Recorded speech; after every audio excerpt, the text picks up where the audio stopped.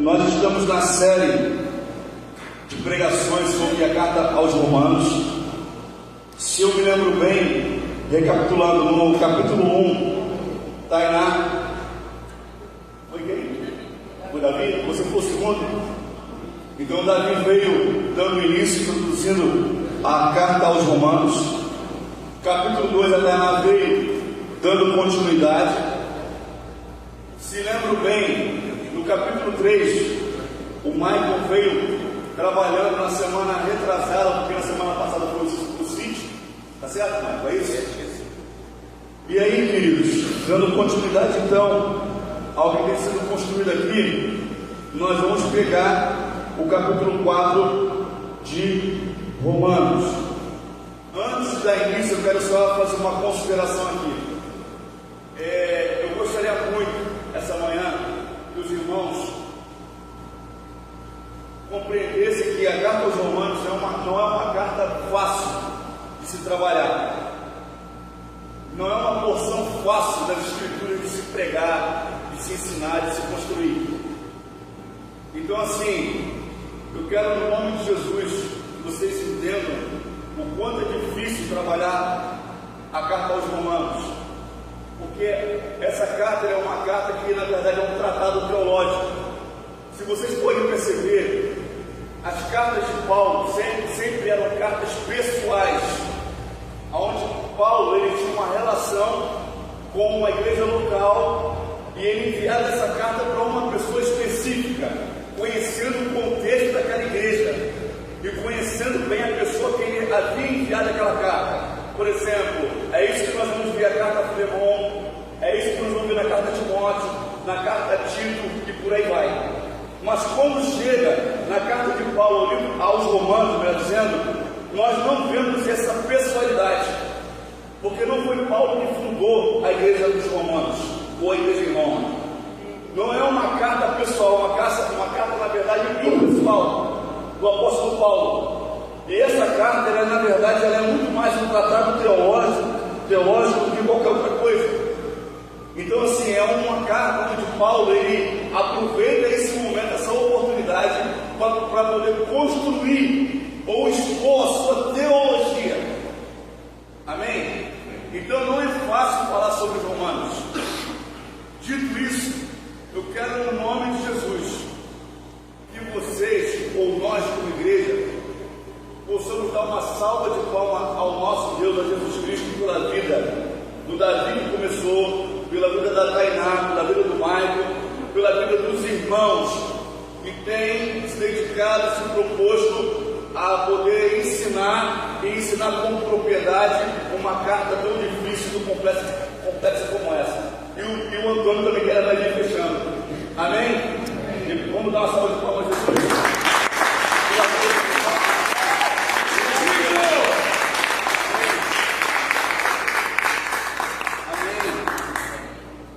A Bíblia nos ensina a honrar aqueles que se dedicam na casa do Senhor, principalmente naqueles que se dedicam ao ministério do ensino. Amém? Isso é uma forma de nós honrarmos os nossos irmãos. Ok? Vamos lá. Irmãos, quando nós dando início à carta aos Romanos, nós precisamos trabalhar um pouco no contexto para poder ficar claro algumas questões aqui, para nos ajudar. Primeira coisa que eu gostaria de lembrar é o seguinte: a carta aos Romanos, ela foi escrita em cerca do ano 57 depois de Cristo, ok? Ou seja, no século I da igreja. Amém? Amém? E o que acontece? Como eu falei, a carta aos Romanos é uma carta impessoal. Ela não é uma carta destinada a uma pessoa específica, como as outras cartas de Paulo. Ela é um tratado teológico, onde Paulo vai expor, onde ele vai fundamentar o seu evangelho, a sua mensagem, a sua teologia. E o que acontece a partir disso? Eu acredito que nós precisamos olhar para a carta aos Romanos sob uma perspectiva profética. Em que sentido eu estou falando isso? Perspectiva profética no sentido de nós precisamos compreender a obra de Deus ao longo dos séculos, ao longo do tempo. Nós precisamos olhar para a história da igreja e entender o que Deus vem construindo ao longo dos séculos. E quando nós olhamos para a carta dos Romanos, nós precisamos olhar, observar, debruçar sobre essa carta, sobre essa perspectiva profética, de entender o que Deus veio construindo através de Paulo nessa carta aos Romanos. Por que eu estou dizendo isso? Porque a igreja, ela começa, e aqui eu estou dando algum contexto histórico para a gente trabalhar. A igreja, quando ela começa com os apóstolos, e ela começa nas casas, ela começa nos lares. A igreja, ela toma contornos familiares. Só para os irmãos compreenderem melhor, na igreja do primeiro século, do segundo século, do terceiro século também, ela se deu nas casas, e haviam presbíteros. Presbíteros naquele tempo, como nós já falamos aqui muitas e muitas vezes, eram os pastores da igreja. A liderança, ela era coletiva, ela era plural, no seu sentido prático e literal da palavra. Ou seja, uma igreja não era liderada por um presbítero, a igreja era liderada por um conjunto, por um colegiado de presbíteros, onde com o tempo passou a ser o líder daquele presbitério. Percebe? E qual é o ponto disso? O ponto é que, naquele tempo, os presbíteros se espalhavam nas casas. E os presbíteros ficavam muitas vezes semanas, ou às vezes até meses, hospedados numa casa, discipulando famílias. Ou seja, as pessoas hospedavam aquele mestre das Escrituras, aquele mestre de Deus, e no dia a dia elas eram discipuladas no seu ambiente caseiro, no seu ambiente familiar. Olha que coisa linda, irmãos. Ou seja, não tinha como o pai de família ser uma coisa na igreja e ser outra coisa dentro de casa. Não tinha como haver dualidade na vida da igreja. Ou seja, eles entendiam que a mensagem do Evangelho era para ser vivida de forma prática e integral. Tudo bem até aqui? Aí, irmãos, o que acontece? A coisa foi se desenvolvendo, a igreja foi maturando, ela foi se organizando na medida que ela ia crescendo. Houve necessidade ao longo do caminho dos diáconos ou da diaconia ser estabelecida, porque houve necessidade de haver pessoas específicas preparadas para o serviço específico de servir os irmãos, de organizar o serviço da igreja. Foi instaurada a diaconia, amém? Só que o Evangelho foi sendo propagado, a igreja foi crescendo, os cristãos foram se multiplicando em Israel. E Israel estava debaixo de quê? Da opressão do Império Romano. Amém?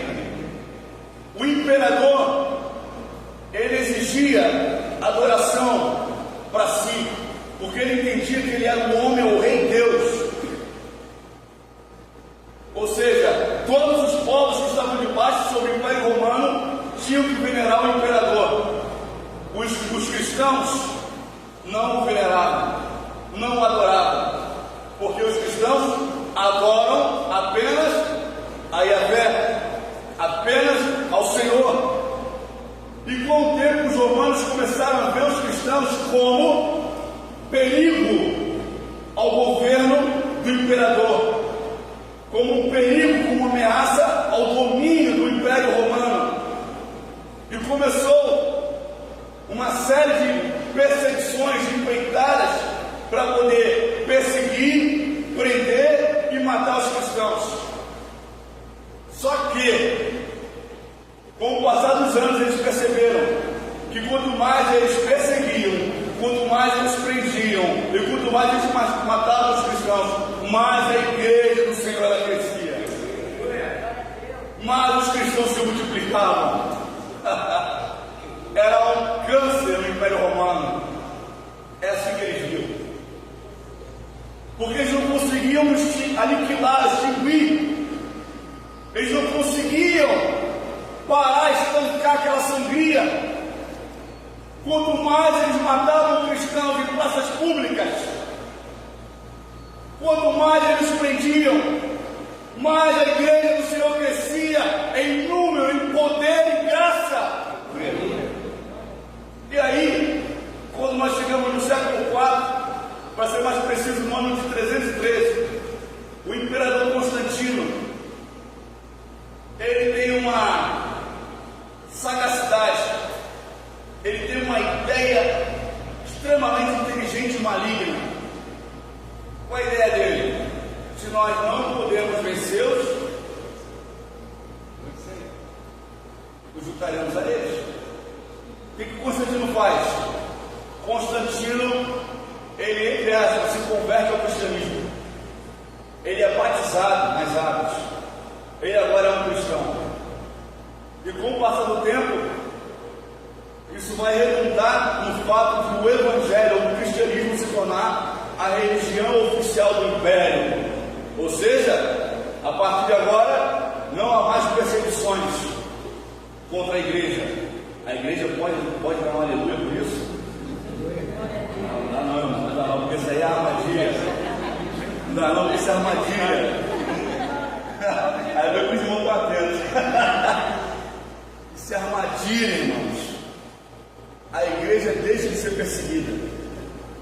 A igreja deixa de ser morta. E aí, o que acontece a partir disso?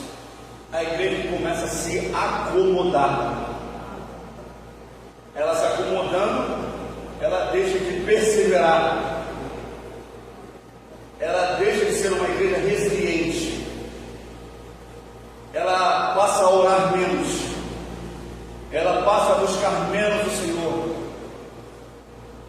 Ela passa a se tornar mais parecida com o mundo do que com aquilo que ela deveria ser.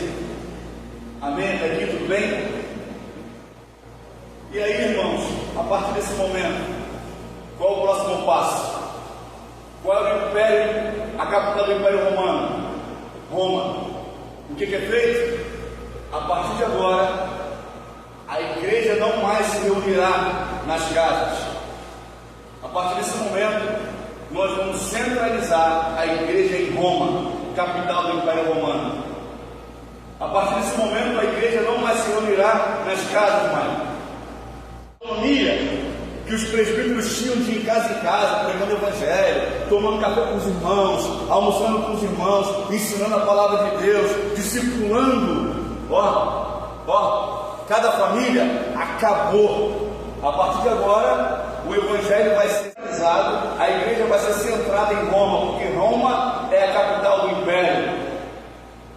E a partir desse momento, a igreja começa a se reunir em templos, que antes eram templos pagãos. Tudo bem até aqui? Amém? Ou seja, centralizou a igreja. Isso é bom ou ruim? É péssimo. Por quê? Porque centralizou para poder ter o controle. Centralizou para controlar. É sério? Qual é o terceiro passo que é tomado? A partir desse momento, não são mais os apóstolos, não são mais os pastores, não são mais os presbíteros, não é mais o Senhor Deus que governa a igreja.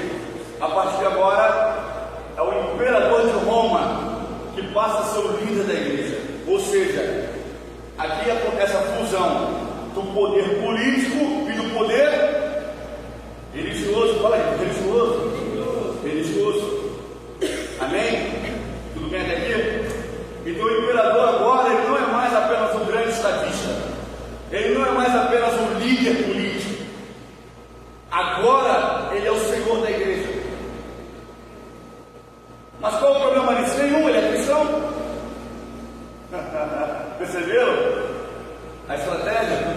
Ele é cristão. Qual o problema? Nenhum. Ele agora ele é o sumo, ele é o máximo. Tudo bem até aí? E aí, irmãos, daí, eu estou resumindo, tá? Daí vai nascer aquilo que nós conhecemos como a igreja apostólica romana, ou a igreja romana. vai nascer a partir disso. E por que eu estou falando de tudo isso aqui? Porque Paulo escreveu a carta aos Romanos no século I, lembra? No ano de 57 depois de Cristo. E é essa carta de Romanos que vai acender o coração de Lutero no século XV, XVI, no século XVI, né, Davi? No século XVI, vai acender o coração de Lutero para poder dar início àquilo que nós chamamos sobre, ou como a reforma protestante, ou uma das reformas protestantes. Porque quando Lutero chega a Roma, ele tem acesso à carta aos Romanos. Quando ele lê o livro dos Romanos, Lutero, ele fica louco. Lutero, ele fica absolutamente inconformado. Lutero, ele fica absolutamente inquieto com aquilo que ele lê, porque ele começa a ter certeza daquilo que ele já desconfiava, de que a Igreja Católica Apostólica Romana, ela havia se extraviado das Escrituras. Ele começa a perceber que todas aquelas indulgências, todo aquele ritual de se pagar para ter perdão de pecados, de se doar propriedades de terras para poder ter um lugarzinho no céu, para ter salvação, ele começou a perceber que tudo aquilo feria as Escrituras, feria o Evangelho, feria o coração de Deus.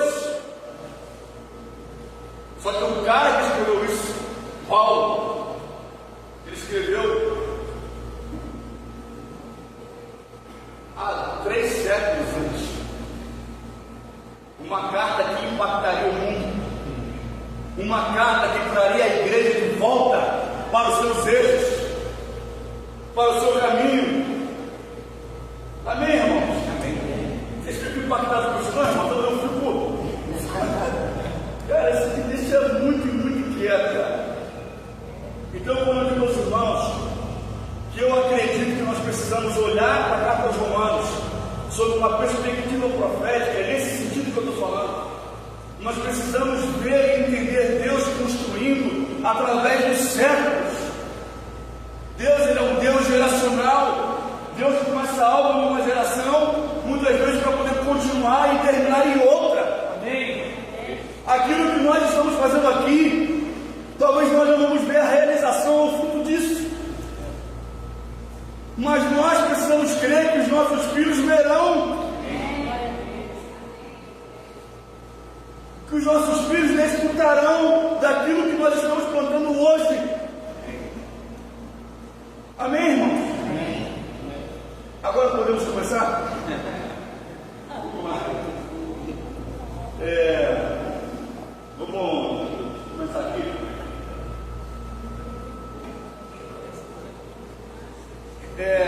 Eu não vou ler, porque eu só tenho 30 minutos. Tá?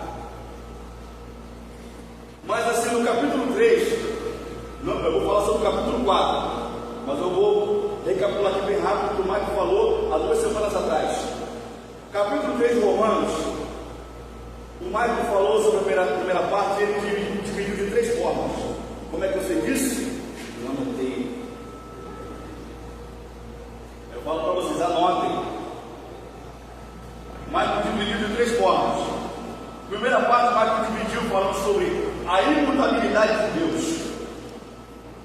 A segunda parte, Mike dividiu falando sobre a condenação geral. E a terceira e última parte, ele falou sobre a justificação pela fé. A partir do versículo 21 do capítulo 3, pode ver aí. A justificação pela fé. Amém? Por que eu estou lembrando disso? Porque Paulo começa a falar no final do capítulo 3 sobre a justificação pela fé. E ele vai varar todo o capítulo 4 falando sobre isso. Ele vai passar o capítulo 4 para falar o capítulo 5 sobre isso.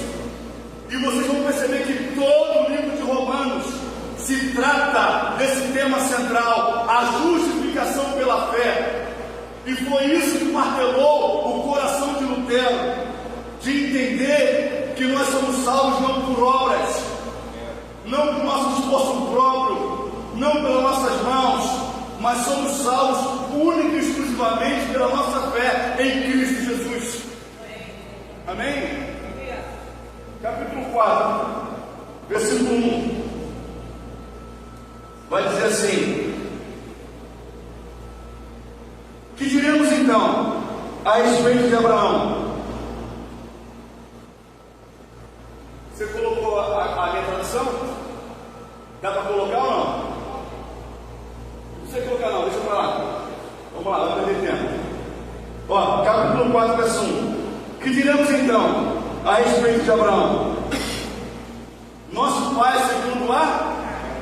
Só que aqui não é uma afirmação, uma pergunta, né? Ele está falando assim: que diremos então a respeito de Abraão, nosso pai segundo a carne? É uma pergunta. Queridos, vou fazer a pausa aqui bem rápido. O apóstolo Paulo, ele começa falando sobre a justificação da fé, fazendo uma alusão, ou uma comparação, ou fazendo referência a um personagem bíblico muitíssimo conhecido, que é Abraão. Amém? Só que ele fala o seguinte: Abraão, o nosso pai segundo a carne. Por que ele está falando isso? Porque ele está aqui evocando a nossa ancestralidade. Eu quero começar falando sobre isso aqui bem rápido. Queridos, para nós ocidentais, isso não significa nada. Para nós ocidentais, isso não tem qualquer valor, qualquer significado. Por exemplo, eu quero traduzir isso de uma forma mais simples, mais pedagógica.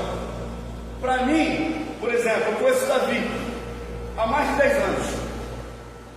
Conheço o Antônio há mais de 10. Conheço o Mike há mais de 10 anos. Eu não sei qual é. Hã? Aqui? É. Bom. Glória a Deus. Vou botar aqui, ó. Vou agarrar aqui o microfone aqui na boca. Só que se deixar que eu estou lascado. Depois eu conto a pedra para os irmãos. Aí, irmãos, o que acontece? Eu não conheço o nome do pai de Davi. Eu não sei qual é o nome do avô do Michael. Eu não sei qual é o nome da avó do Antônio. Sabe por que eu não sei? Porque para mim isso não tem valor e importância nenhuma. E sabe por que não tem valor para mim? Porque para nós ocidentais isso pouco importa saber a genealogia, a linhagem, a origem dos nossos irmãos ou dos nossos amigos. Mas para um oriental, o papo é outro. Se um oriental conhecer você, ele quer saber de que família você veio. Ele quer saber qual é a sua origem.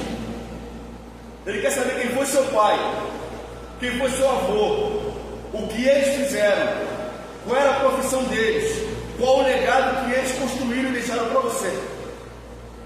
Então, para um oriental, a genealogia, a linhagem diz muito acerca de quem você é. Por isso que quando Deus ele vai se apresentar, ele vai falar: eu sou o Deus de Abraão, de Isaac e de Jacó. Por quê? Porque isso na cultura oriental fala muito, tem muita importância. Amém? Amém. E aí, o apóstolo Paulo ele vai começar aqui dizendo o seguinte: olha,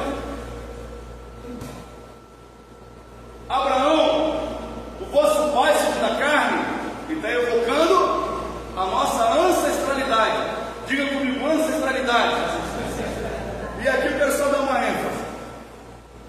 Presta atenção numa coisa: a Bíblia não é contra tradição. A Bíblia é contra mais tradições. Mas a boa tradição, ela ensina nós a guardarmos. Sabe o que é uma tradição? É um costume que você aprende de geração a geração. De repente, o avô do Davi fazia, ensinou para o pai dele, e o pai dele ensinou para ele. Isso é uma tradição. Às vezes é a maneira de dobrar uma camisa, às vezes é a maneira de aprontar um café, às vezes é a maneira de cadastro. Percebe? Estou dando um exemplo simples. Isso é uma tradição. A Bíblia não é contra a tradição. A Bíblia é contra mais tradições. Por que eu estou falando isso aqui? Porque quando você fala algo embasado naquilo que seu pai te ensinou, naquilo que seu avô te ensinou, naquilo que ele fazia, naquilo que ele praticava, irmãos, isso tem um poder muito grande. Eu quero que você entenda isso. É claro que, desde que se não fira a Bíblia, a palavra de Deus, mas se isso estiver coberto, acordado com as Escrituras, isso tem um poder muito grande. Quando você fala assim, eu faço isso porque o meu pai me ensinou assim. É sério? Eu faço desse jeito porque minha mãe me ensinou assim. Alguém já viveu um exemplo assim? Que fala, não, eu faço isso porque meu pai me ensinou assim. Por que ele fazia? Eu não sei, mas ele me ensinou assim. Percebe como isso tem um efeito diferente quando você respalda aquilo que você está falando, aquilo que você está ensinando, aquilo que você está fazendo, quando você respalda na educação que você recebeu do seu pai, do seu avô, do seu ancestral. O oriental, irmãos, ele entende o poder e a força que isso tem. Nós não. E nós perdemos muito com isso. Amém? Eu acho que esse microfone parou. Não esquenta a cabeça não. Para mim até melhor. Tá ligado? Aí, irmãos, vamos lá. Só se liga aqui rapidinho, que o tempo está muito curto. Aí, presta atenção aqui numa coisa. Dito isso, o apóstolo Paulo, ele vai embasar a teologia dele falando sobre a justificação pela fé, e ele vai trazer o cara lá dos primórdios, que é Abraão. E ele começa dissertando sobre Abraão, fazendo uma pergunta: Abraão, nosso pai segundo a carne? Aí ele vai dizer o seguinte: o que foi que ele conseguiu? Porque se Abraão é justificado por obras, tendo que se orgulhar, porém não diante de Deus, pois o que diz a Escritura? Ela diz: Abraão creu em Deus, e isso lhe foi atribuído para a justiça. Isso foi-lhe atribuído para a justiça. Queridos, não vamos abrir para ganhar tempo. O que Paulo está citando aqui se encontra em Gênesis capítulo 15. Eu quero compartilhar algo com os irmãos aqui. Presta atenção no que eu vou falar. Quando você estiver lendo as Escrituras, quando você estiver estudando a palavra de Deus, procura tentar entrar na cabeça de quem escreveu aquele texto. Procura entrar no coração de quem escreveu naquele texto. Tenta pensar no que Paulo estava pensando quando escreveu aquilo que você está lendo. Por exemplo, quando Paulo estava embasando esse tratado teológico chamado Carta aos Romanos, para onde ele estava olhando? O próprio texto nos dá a pista. O próprio texto nos dá a resposta. Ele estava olhando para Gênesis. Ele estava lendo Gênesis.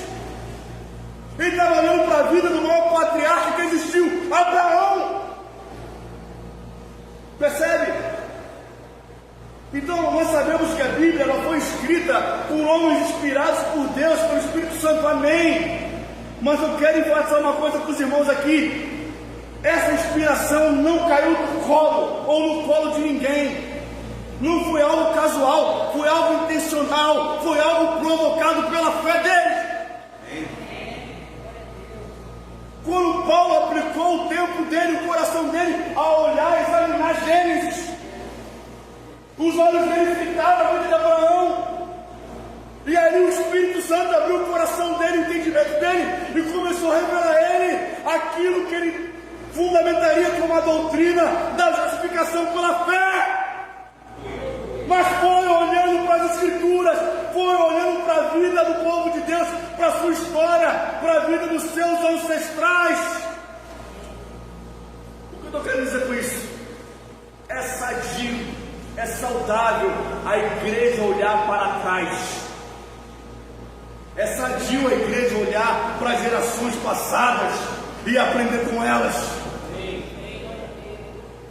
Não há nenhum problema nisso.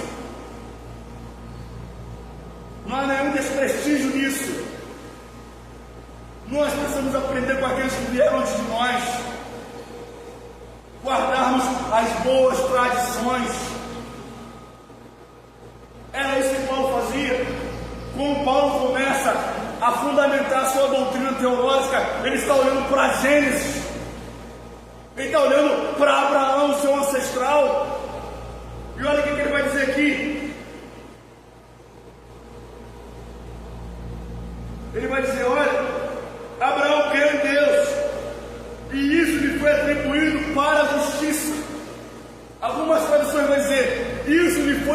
imputado para a justiça.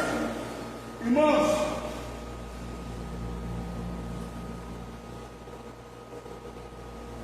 Davi, abre por gentileza, Davi, Tiago, capítulo 2, verso 23.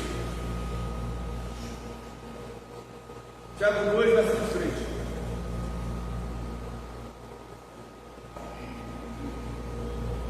Irmãos, vai. Tiago 2, verso 23 até o 26, tá, Davi? Cumpriu-se assim a escritura que diz: Abraão creu em Deus e isso lhe foi acreditado como justiça, e ele foi chamado amigo de Deus. Vejam que uma pessoa é justificada por obras, e não apenas pela fé. O caso semelhante ao de Raabe, a prostituta. Não foi ela justificada pelas obras, quando escolheu os espias e os fez sair por outro caminho. Assim como o corpo sem espírito está morto, também a fé sem obras está morta.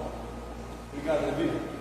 Irmãos, durante muitos anos, houve uma série de debates teológicos e discussões sobre essa questão. Por quê? Porque Paulo, ele fundamentou a sua teologia afirmando que nós somos salvos pela fé, e somente pela fé. É isso que Lutero cria, é isso que os reformadores criam, e é isso que eles fundamentaram, ou nisso que eles fundamentaram a sua vida e a vida da igreja. Amém? Só que o apóstolo Tiago, ele vai falar assim: por acaso é somente pela fé que nós somos salvos, senão também por obras? E aí, Tiago, ele bate exatamente nesse ponto sensível. E aí muitos irmãos teólogos, muitos pensadores, alguns creram e até afirmaram que havia uma discordância entre a teologia do apóstolo Paulo e a teologia do apóstolo Tiago. Mas na verdade não há discordância alguma aqui. Apenas os dois chegaram no mesmo lugar, indo por caminhos diferentes. Por exemplo, para você chegar aqui, você pode vir pela esquerda ou você pode vir pela direita. Amém ou não amém? O caminho é diferente, mas o lugar é o mesmo. O apóstolo Paulo, ele chegou num lugar indo por um caminho. O apóstolo Tiago chegou no mesmo lugar que Paulo, só que indo por outro. Percebe? A construção foi diferente, mas o lugar foi o mesmo onde eles chegaram. Qual é o ponto aqui? O apóstolo Tiago está dizendo o seguinte: olha, por acaso a fé sem obras ela não é morta? É claro que é morta. Mas que obras é essa que o apóstolo Tiago está falando? É obras da lei? É obras da lei, igreja? Não, é obras da fé. Tiago está corroborando com aquilo que o apóstolo Paulo está falando aos romanos.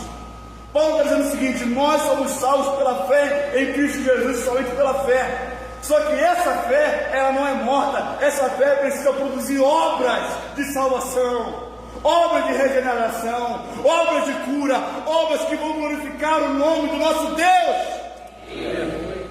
Então não existe discordância, não existe qualquer confusão, não existe discrepância entre a teologia de Tiago e de Paulo. Pelo contrário, um corrobora com o outro. Qual é o ponto? O ponto que a fé ela não é abstrata, a fé ela não pode ser morta, a fé ela não é apática, a fé ela tem expressão, a fé ela tem feição, a fé ela tem cara, porque a fé ela é prática. Então a igreja ela não é salva por obras próprias, do seu esforço, do seu entendimento, do seu âmago. Não são obras humanistas que irá levar a igreja aos céus ou ao reino milenar de Cristo, mas são obras da fé, que irá nos levar. O que significa isso? Significa que você foi salvo pela fé, mas se você de fato tem fé, essa fé precisa produzir mudanças. Amém.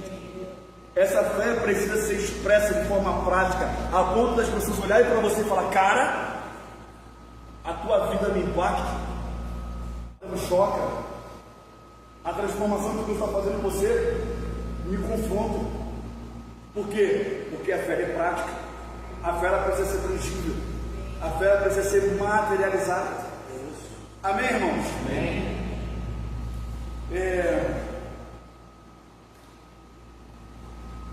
E Paulo vai continuar dizendo o seguinte: ora, para quem trabalha, o salário não é considerado como favor, mas como dívida. Mas para quem não trabalha, porém crê naquele que justifica o ímpio, a sua fé lhe é atribuída para justiça. Irmãos, deixa eu fazer uma pausa aqui bem rápido. Eu não posso deixar de falar isso. Paulo está dizendo o seguinte: olha, quando nós cremos em Jesus, a nossa fé ela é imputada, a nossa atitude é imputada para a justiça. Amém? Só que a gente precisa entender que justiça é essa que Paulo está falando aqui.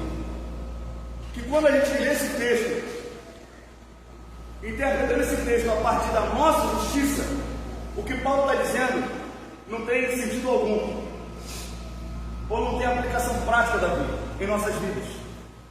Mas quando nós passamos a entender que justiça é essa que Paulo está falando, aí você vai ver que a coisa muda de figura. Por quê? Porque a justiça de Deus é o Tesedec, que significa posição original das coisas, ou posição correta das coisas. Sendo mais pedagógico, o que isso significa? Significa o seguinte: ó, eu cheguei aqui, eu fiz essa guitarra, o Fabinho veio aqui tocar para o Senhor, amém ou não amém? Amém? Aí o que acontece? Eu venho aqui, de bobão, arrebento as cordas dele tudinho. O Fabinho vai ficar chateado comigo, sim ou não? Sim. Vai ficar muito chateado, vai querer me bater em tudo. Aí o que acontece, irmãos? Presta atenção, ele vai poder tocar o Senhor? Não, né? Não? Não. E ele não tocando para o Senhor também vai ficar bem chateado. Mas, pô, ele não tem um som, os caras não fazem som para mim. Aí o que acontece? Eu tomo vergonha na minha cara, eu falo assim: pô, Fabinho, me perdoa aí, cara. Mas se eu só peço perdão pro Fabinho,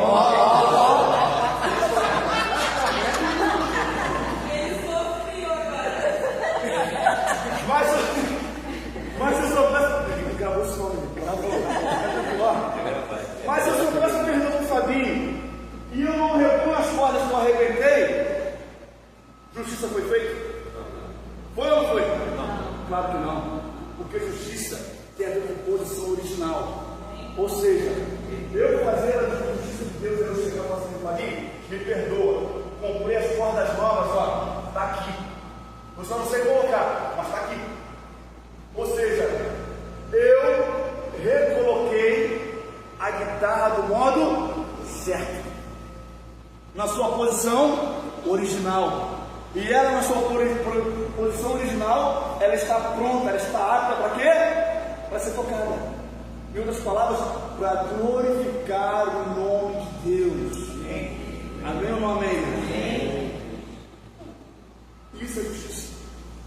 Então, quando o apóstolo Paulo fala aqui o seguinte: olha, quando nós cremos, a nossa fé é imputada para a justiça. O que significa isso? Quando nós cremos em Jesus, o sacrifício eficaz de Jesus nos reposiciona em Deus, nos traz de volta para a nossa posição original de comunhão com o Pai, nos traz de volta para a nossa posição de intimidade com Cristo. Essa é a justiça que Paulo está falando. Tudo bem? Aí sim, agora a gente vai entrar no outro parâmetro. Versículo 6 ele vai falar assim: e assim também que Davi declara ser bem-aventurado ou feliz. Bem-aventurado quer ser feliz. E assim também Davi declara ser feliz aquele a quem Deus atribui justiça, independente de obras. Gente, eu vou repetir aqui porque eu preciso que você entenda isso. Olha o que Paulo está falando aqui. Assim também que Davi, ele está mais uma vez olhando para trás. Ó. Ele está mais uma vez olhando para o retrovisor. Ele agora está olhando para onde, gente?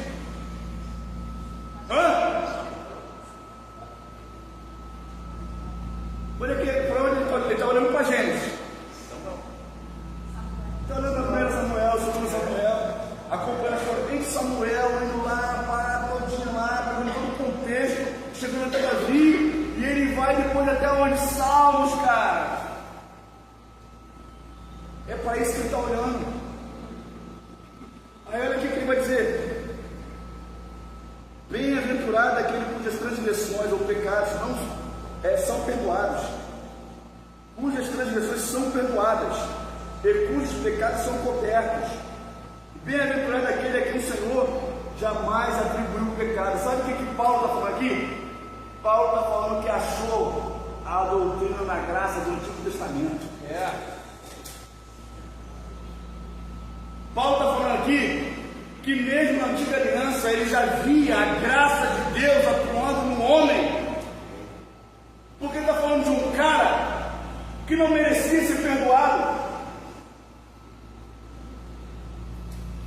mas porque não merecia, mas porque Deus o amou, o perdoou, mesmo sem ele merecer. Estou entendendo isso, amados? Amém. O nome disso é graça. A graça já estava no Antigo Testamento. Paulo está olhando agora para Salmos, e eu volto a repetir: nós, enquanto igreja, nós precisamos aprender a olhar para trás, sim, e aprender com a nossa história. Vai ser mais específico, aprender com os nossos ancestrais. Quer ver uma coisa? Eu espero que depois de hoje, em nome de Jesus, você considere Abraão como seu pai na fé. Que você não tenha medo, nem constrangimento, e nem se sinta inseguro de falar isso. Abraão, meu pai na fé. Gente, quando Deus chamou Abraão, qual era o nome dele? O que significa Abraão? A vida Galileia. Significa pai de muitos, ou pai de multidão. Aí Deus vai lá no meio do processo, o que é que ele faz? Ele acrescenta o quê? Mais uma letra no nome de Abraão, e fica o quê? Gente, pelo amor de Deus. Fica o quê? Abraão. E o que significa Abraão? Pai de muitos, ou pai de multidões. Você sabe por que é pai de multidões e não mais pai de muitos? Porque quando era pai de muitos, nós poderíamos entender que ele seria apenas pai dos judeus, pai daqueles que foram circuncidados na carne. Mas o que Paulo está falando aqui é que Abraão, ele foi justificado pela fé antes dele mesmo ser circuncidado. Ou seja, Abraão também é pai daqueles que não foram circuncidados na carne, mas foram circuncidados no coração. Amém, igreja? Igreja, pode dar aleluia, pode dar glória a Deus. Pelo amor de Deus, gente. Não é por aqui não. Aí está na moda da glória a Deus, está na moda da aleluia, está na moda de glorificar o nome do Senhor. Está na moda. Amém? E aí, ó. Gente, eu não vou conseguir terminar mesmo, vamos lá.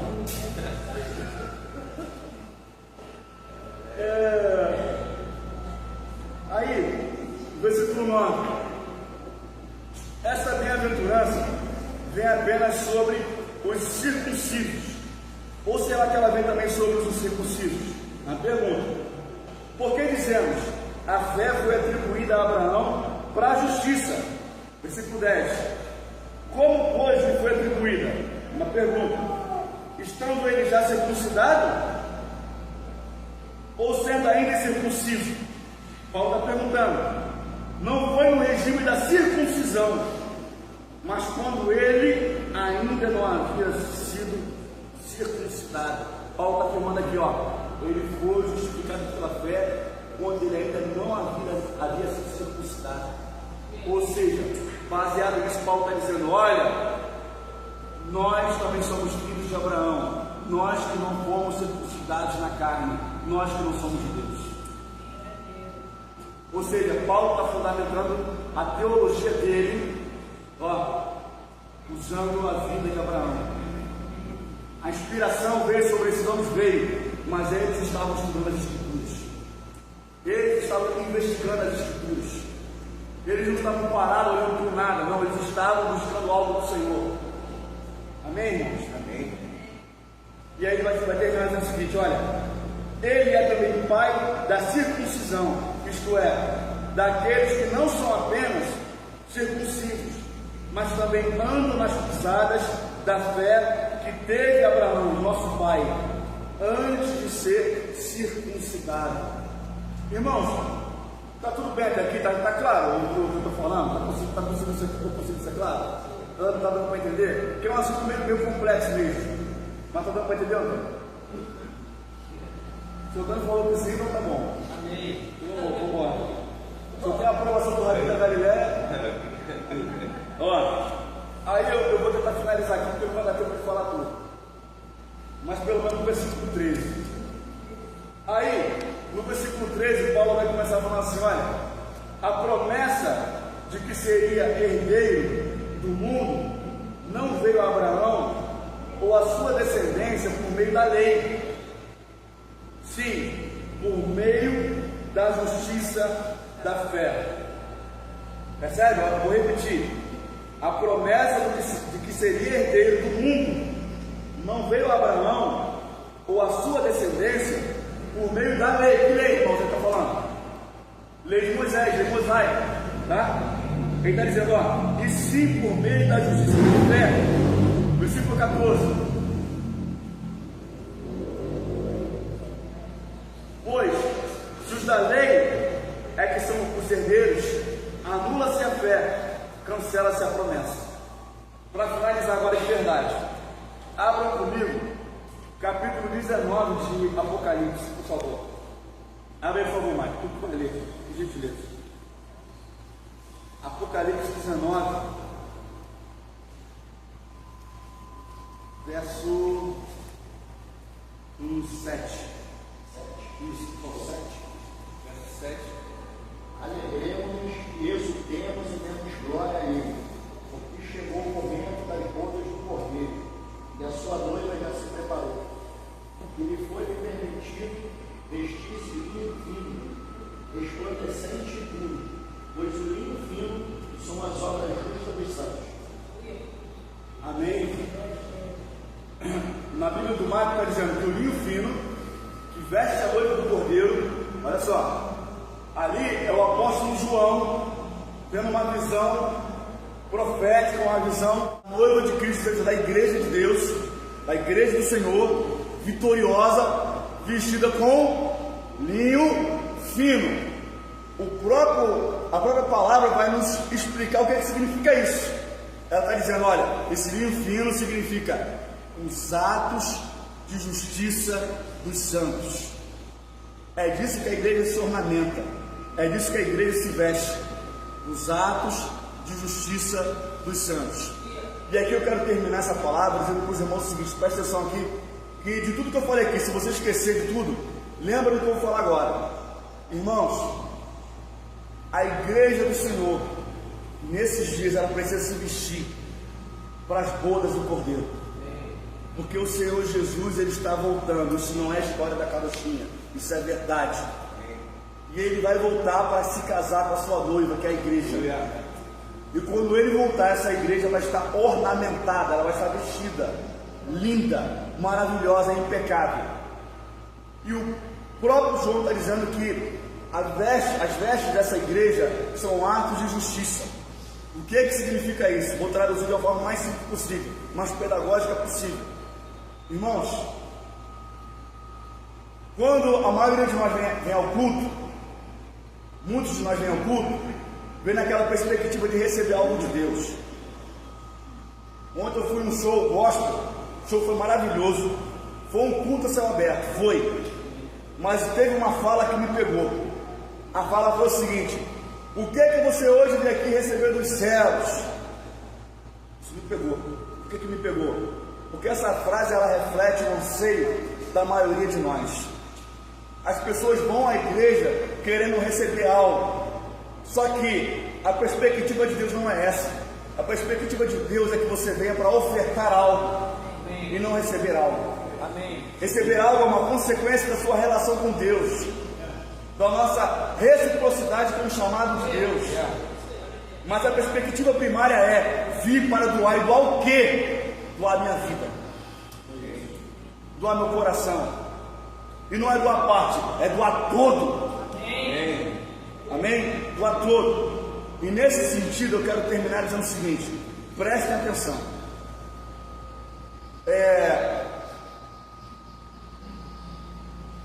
Isso se traduz praticamente da seguinte forma: nós estamos aqui comungando, e às vezes nós ficamos naquela perspectiva assim: o que a igreja pode me dar? O que essa igreja tem para me servir? O que essa igreja tem para poder oferecer para minha família? Tem boas funções? Tem cadeiras abençoadas? Tem um bom ar-condicionado? Tem paredes pintadas? Tem um bebedouro com água geladinha? Tem um cafezinho quentinho? Tem algum problema com essas coisas? É claro que não. Mas o que eu estou querendo trabalhar aqui com vocês é o seguinte: nós precisamos desconstruir nós e nos outros essa ideia de que a igreja está aqui para nos servir. Quando nós chegamos à igreja, a pergunta que nós devemos fazer é: o que eu tenho para poder oferecer a essa igreja?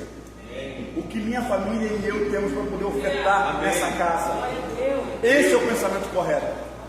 O que eu carrego, o que o meu marido carrega, o que minha casa carrega, que nós podemos ofertar e agregar nessa congregação. Esse é o pensamento correto. O contrário disso é humanista e é demoníaco, e precisa ser confessado e ser arrependido. Estou entendendo isso? E aí, fechando, eu digo para vocês o seguinte: lembra que eu falei que a fé é prática? Eu aprendi o seguinte, irmãos: a fé madura, ô Fabinho, não é aquela fé que faz com que eu ore ao Senhor, persevere ao Senhor em oração, pedindo algo a Deus até que Ele me dê. Tem algum problema em pedir algo a Deus? Não, não tem. Só que a tônica da vida cristã não é essa. A ênfase da vida de fé não é essa, pedir. Eu vou falar para os irmãos, eu abro aqui no meu coração. Eu muitas vezes já preguei assim, já preguei errado. Eu quantas vezes estava Mateus 7,7, pedi e dá-se-vos-á, batei, dá-se-vos-á, buscais e achareis. Eu já preguei muito isso, irmãos. Calma aí, mas a Bíblia está errada? É claro que não, mas a ênfase nisso está. Porque a tônica da igreja não é pedir, irmãos. A tônica da igreja é dar, é doar, é render. E aí eu quero terminar dizendo para os irmãos o seguinte: a fé madura é quando você crê em Deus a ponto de você traduzir essa fé em algo que você vai fazer por Deus, e não esperando que Ele faça alguma coisa por você. Quando você fica na perspectiva de que Deus, Ele pode fazer alguma coisa por você, pode fazer alguma coisa por você, eu sinto te dizer, Ele pode fazer sim, mas você precisa sair dessa condição de mendicância, dessa condição de estar esmolando algo da parte do Senhor. Você, como foi falado aqui essa manhã, você é filho de Deus. O irmão Josafá falou isso agora há pouco. Você é filho de Deus. Você tem direito à herança. Você não tem que ficar esmolando nada para o Senhor. Ele sabe do que você precisa.